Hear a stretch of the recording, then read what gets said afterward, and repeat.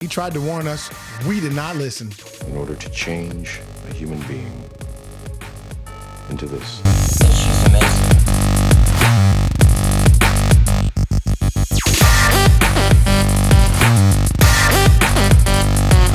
I'm a post-apocalyptic science fiction writer. I love this.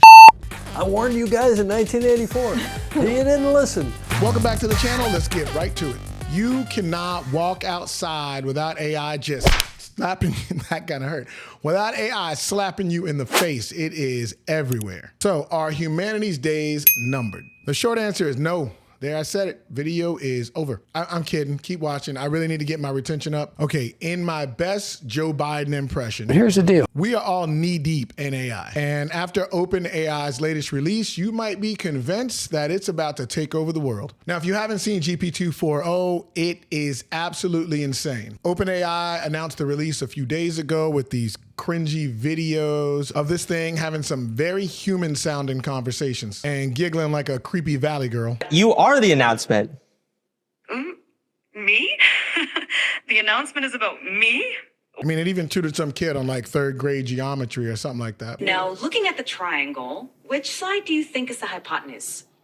But to me, the most impressive thing was how natural the conversation seemed for the AI. Now you have to remember, up until this point, GPT was mainly text-based, but with the new release, this thing is talking to you like a person. Now I'm not gonna sit here and go into all the details of the GPT-4 release. There's tons of videos on that. I'd recommend watching Fireship's video where he compares OpenAI with Google's new AI. I'll leave a link to the video in the description. But what I am gonna talk about today is these guns.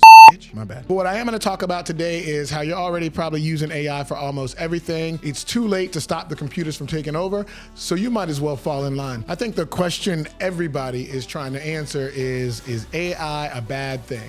I mean, just the mention of it harkens visions of the Terminator or Johnny Depp's head floating around in cyberspace like in that movie Transcendence. Some people are full steam ahead and some people are terrified. And if you're wondering what camp you should be in, keep watching. Now, there's one main group on the opposition called Pause AI. That's exactly what they are sounding the alarm for. This group that's here is made up of maybe a dozen or so people now. They say they're not your typical group of protesters. And they've been fighting the good fight against artificial intelligence. And their motto is pretty extreme. It goes something like, pause AI, because we don't want to die. That's actually kind of catchy. You could probably make a jingle or something out of it. Pause AI, because we don't want to die.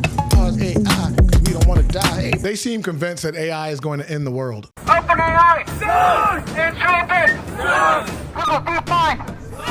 The people who make general AI think there is a 10% chance that their technology will lead to the extinction of every single person around us. And the founder or leader of this movement, Holly Elmore, is really pushing to have AI stopped. They call it paused, but they really want it stopped. When I say pause, I mean an indefinite global pause on the development of more advanced AI than we currently have. So she has a PhD from Harvard in evolutionary biology and used to work at some think tank. So while she's obviously intelligent, her background is not directly in AI, which is not necessary for you to have an opinion or to be able to point out the flaws in AI. Now, on the other side of this argument, you have the AI evangelist, Sam Altman. I think that the upsides here are tremendous. The opportunity for everyone on Earth to have a better quality education than basically anyone can get today.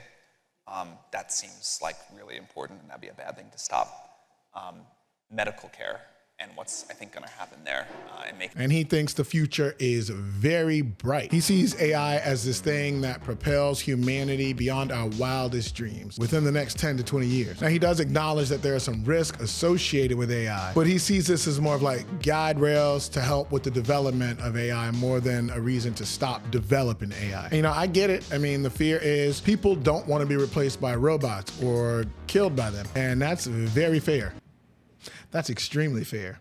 I mean, I don't want to be killed by robots. But the reality of the world is we are all up to our necks in AI, and we have no idea what we would do if they didn't exist. So is the future as bleak as some people believe, or as optimistic as the other half swears? Like most extremes, the reality is probably somewhere right in the middle. But understanding where AI came from and where it's going is more important than picking a side and then just screaming at the top of your lungs. Now, the term AI is used to describe a number of automated technologies, so pinning down when all of this began is a little bit difficult. But The 1956 Dartmouth workshop is considered the defining moment in AI. This is when the term artificial intelligence was coined. And since that time, AI has been squeezing its way into everyday life like a wedgie. That doesn't really make sense, but it works. Back then, AI was not what we think of today. It was like logic puzzles and limited gameplay like checkers, where it generally lost anyway. And this was because there was no machine learning. See, the early systems were rule-based, and there was no adaptation based on experiences. So they would often repeat the same mistakes if the parameters remain constant. That actually sounds a lot like average human intelligence.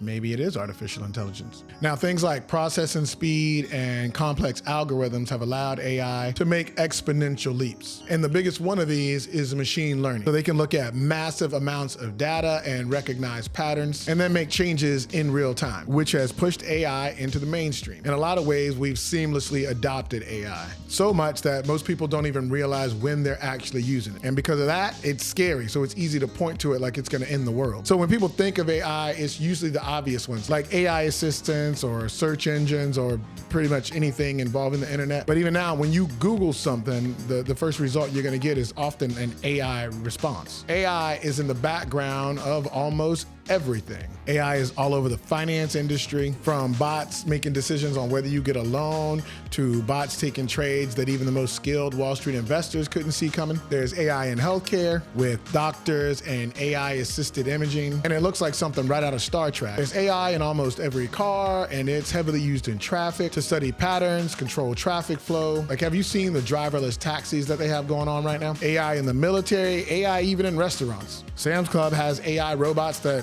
go around mopping the floor. One almost ran me over. There's AI waitresses, AI virtual assistants. We talked about AI girlfriends already. There's AI everywhere. And it's coming to a point where we all have to choose our level of acceptance, not just individually, but as a society. It's kind of like that part in The Matrix where he's talking about how he knows it's not real. The Matrix is telling my brain that it is juicy and delicious. After 9 years, you know what I realize?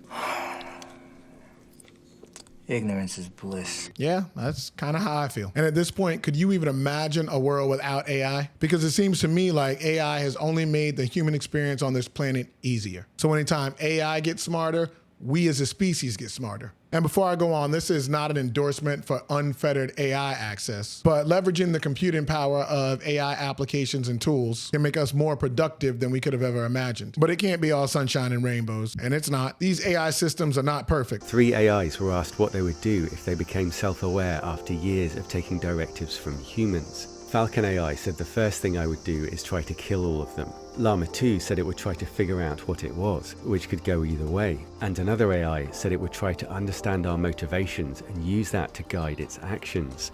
I think the weaponization of AI is the biggest danger. From Elon's cars crashing into everything to AI creating their own language and plotting behind the programmer's back, AI has its vices. But for as many cautionary tales that exist, there are twice as many stories about how AI has given someone their life back. I feel that it's not really AI we fear, it's the worst inclinations of mankind. Something like AI to help someone walk again is a no-brainer. AI to handle your defense systems or help identify potential threats or targets. That's how you get Terminator or The Matrix. The truth is, we shouldn't be competing against AI. We should be looking at ways to work with AI. It's one of those things that you need to be an early adopter of so that you can fully understand it. Hesitancy to get involved with AI is just gonna have you unemployed and kind of wondering where you fit in. Last year, an article published by the Harvard Business Review noted its stance that AI won't replace humans. Humans with AI will replace humans.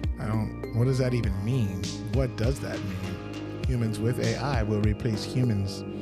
Okay, somebody like Elon Musk has often been quoted as pointing out the dangers of AI. But his company Neuralink is one of the biggest users of this technology. They wouldn't be able to do half the things they do without AI. When I first actually moved the cursor with my mind, it blew my mind for like a whole day.